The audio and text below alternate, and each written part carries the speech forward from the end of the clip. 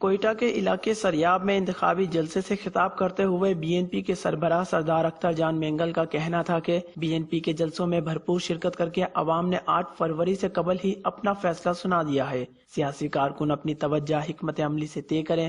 بلوچستان کی محبت عوام کے دلوں سے ختم نہیں کی جا سکتی۔ سریاب کے بزرگ اور سیاسی رہنما قابل ستائش ہیں، جنہوں نے دھرتی کے لیے کام کرنے والی سیاسی جماعتوں کا ساتھ دیا۔ سریاب کے علاقے ڈکٹیٹرشپ میں سیاسی اکابرین کی پناہ گاہ رہا ہے۔ اختر مینگل کا کہنا تھا کہ 4 حلقوں سے انتخاب لڑنے کا مقصد ان قوموں کو شکست دینا ہے جنہوں نے ماں بہنوں کو بیوہ کیا ہے۔ سیاسی مفادات کے لیے دکان چمکانے کا وقت گزر چکا ہے۔ میرے کاغذات نامزدگی مسترد کرنے کے لیے مشرف کے زمانے کی ایف آئی آر نکالی گئی۔ غلط پالیسی کی وجہ سے لوگوں کے درمیان نفرت بھی پیدا کی گئی۔ ان کا مزید کہنا تھا کہ سیاسی جماعتوں نے بلوچوں کے ساتھ زیادتی پر خاموشی اختیار کی۔ تحریک انصاف کی حکومت میں تسلیم کیا گیا کہ یہاں لوگ لاپتہ ہیں۔ لاپتہ افراد کی آواز اٹھانے پر میرے کاغذات نامزدگی میں مسترد کیے۔